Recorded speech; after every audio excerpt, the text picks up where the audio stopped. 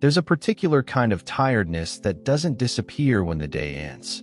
You finish your work. You close the laptop. Maybe you make dinner.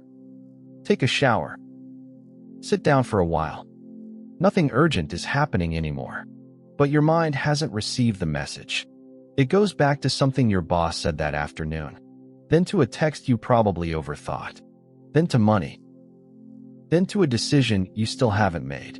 And then, somehow, to an embarrassing thing you said 6 years ago. The room is quiet. But you are not.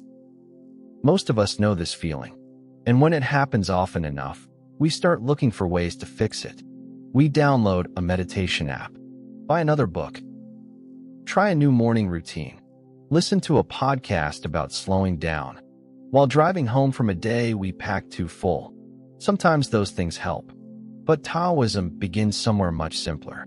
It asks whether peace is really something we need to acquire at all. What if a peaceful mind is not something we build? What if it is simply what remains? When we stop disturbing ourselves quite so much. That sounds almost too simple. And maybe that is exactly why so few of us practice it anymore. The ideas we now call Taoist philosophy developed in ancient China more than 2,000 years ago. Two texts became especially important. The Tao Te Ching, traditionally associated with Lao Tzu, and the Zhuangzi, associated with the philosopher Zhuangzi. They are very different books. The Tao Te Ching is short, compressed, sometimes almost mysterious. The Zhuangzi is playful, strange, full of stories, conversations, jokes, and impossible situations that seem absurd, until you realize the story may be quietly making fun of the way you live. Neither book gives us a modern self-help program. There is no 30-day challenge, no perfect morning routine, no promise that you will become calm all the time. Instead, they keep returning to a problem that still feels familiar. Human beings have a habit of making life harder. By pushing against things that do not need to be pushed. We force. We interfere. We insist. We try to control outcomes long after control has stopped being possible. And then we wonder why we feel exhausted. Taoism does not tell us to stop caring. It asks us to notice the difference between caring about something and constantly wrestling with it. That difference is where inner peace begins.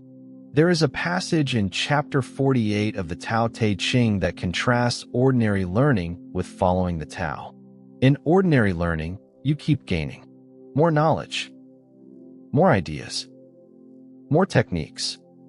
Following the Tao is described differently. You lose something each day, not intelligence, not responsibility. You lose some of the unnecessary effort, some of the interference, some of the need to control every detail. That idea feels almost backwards today. Our instinct is usually to add. Feeling unproductive? Find a better system. Feeling anxious? Read 10 articles about anxiety. Unsure about your career? Watch 20 videos about what successful people do before breakfast. Relationship feels uncertain? Analyze every text. Ask 3 friends. Search online. Replay the conversation. Then replay your replay of the conversation. We can turn a small problem into a full-time job. Sometimes the better question is not, what else should I do? Sometimes the better question is, what could I stop doing? Maybe you don't need one more opinion. Maybe this decision can wait until morning. Maybe someone's bad mood is not a puzzle you have to solve. Maybe you don't need to know exactly what everyone thinks of you. Maybe nothing useful is going to happen during the next 40 minutes of worrying. These are small things. But peace is usually lost through small things. Not one enormous collapse. 100 tiny acts of mental interference. And then there is something else the mind struggles with. Unfinished business. Someone misunderstands you. You want to explain yourself.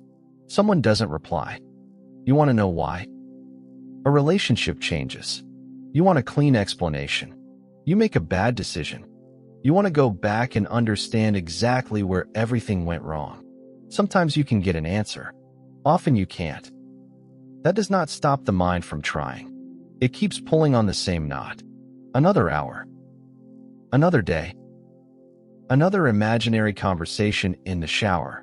But some knots do not become looser because we pull harder. They become tighter. There are moments when the peaceful thing is simply to allow something to remain incomplete. Someone may have the wrong idea about you. Let them. A conversation may end awkwardly. Let it. You may never know whether you made the perfect decision. You probably won't. There is a difference between doing what you reasonably can and demanding that life give you emotional closure. The first is action. The second can become a form of self-torture. Do what belongs to you. Then, at some point, put it down. Now imagine something very ordinary. It is 9:40 at night. You are already tired. Then a message appears on your phone. You read it once. Your body changes immediately. Your jaw tightens. Your chest feels hot. Within seconds, you are typing. This is one of the ordinary places where Taoist practice matters. Not in a temple. Not on a misty mountain. On your phone. At 9:40 on a Tuesday night. Chapter 16 of the Tao Te Ching speaks about stillness and returning. Things rise. They move. And they return. Emotions are like that too, if we let them be. The first burst of anger feels permanent when you are inside it. Usually it isn't. Fear arrives and says, "Do something now." Anger says, "Answer now." Excitement says, "Say yes now." Jealousy says, "Check now." Emotion wants movement, and sometimes movement is necessary, but you do not have to make the decision in the first 30 seconds. Try waiting 10 minutes. That's all. Walk to the kitchen. Drink some water. Look outside. Feel what is happening in your body, without immediately turning it into action.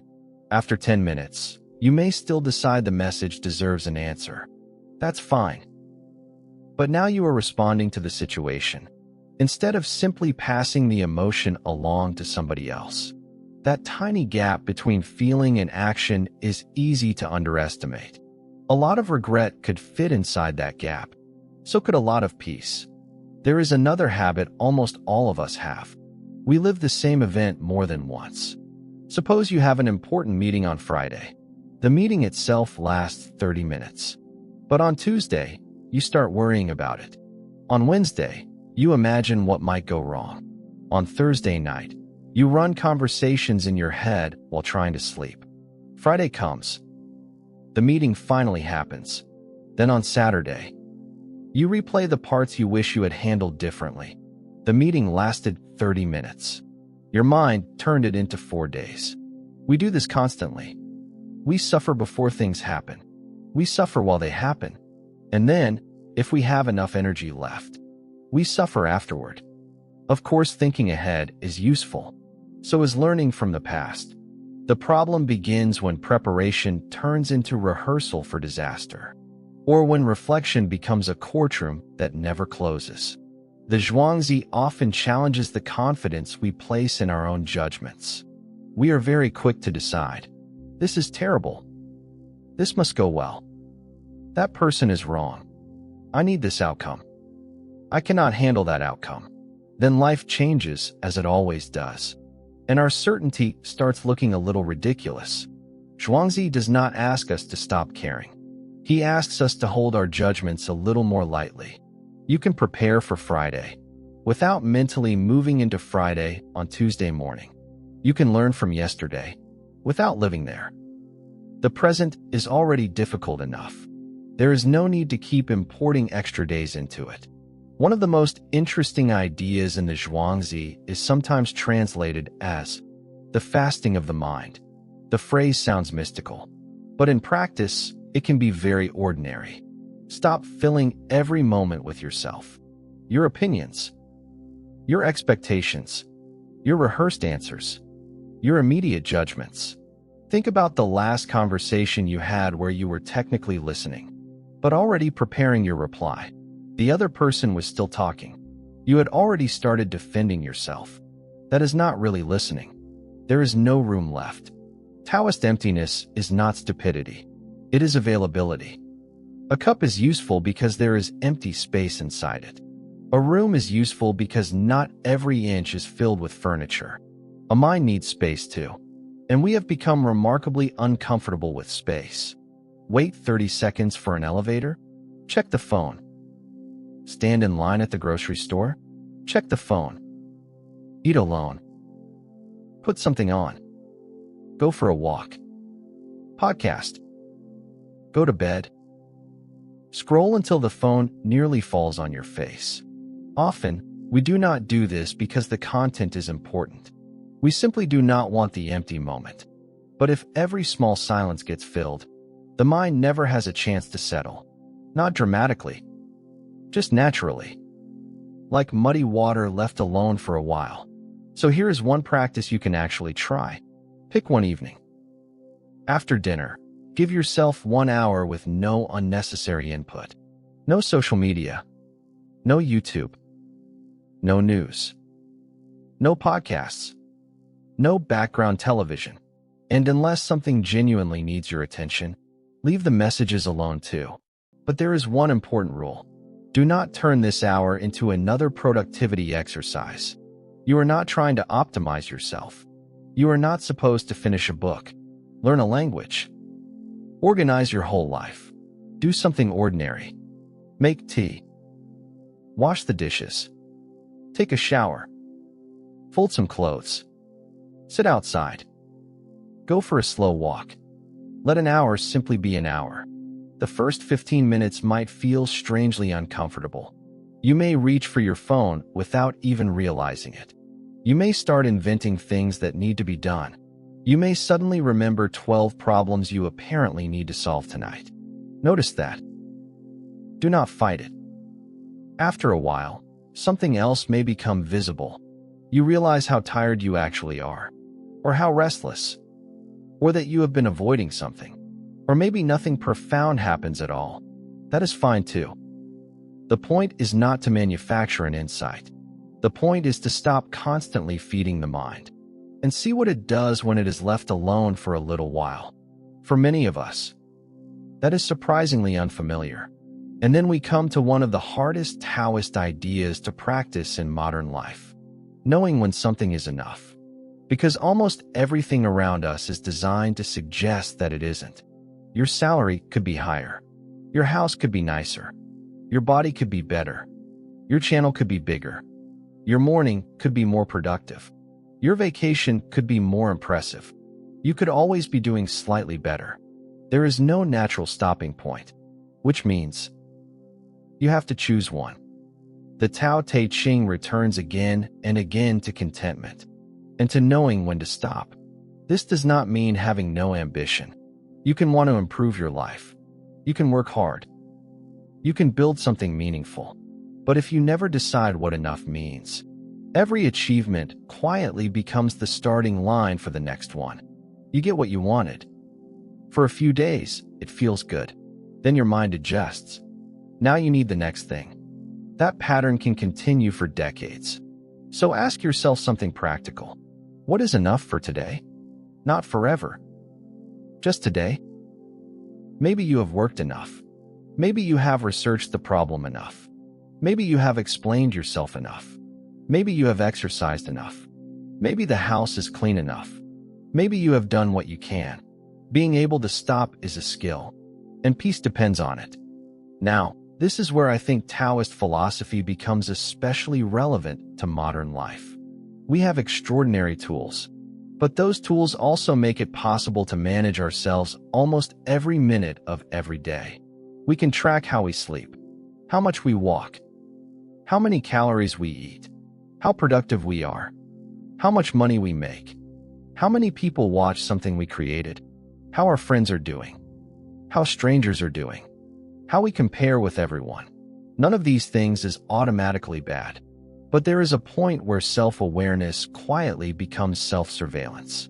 You stop living your life from inside it. You start standing above yourself, constantly reviewing the performance. Did I use today well? Am I successful enough? Am I disciplined enough? Am I wasting time? Should I be doing something else right now? It is exhausting to be both the person living your life and the manager constantly grading it. And this, to me, is one of Taoism's most useful challenges. Sometimes nothing needs improving. Sometimes the best thing you can do for your life is stop poking at it. The old Taoist image of water is useful here.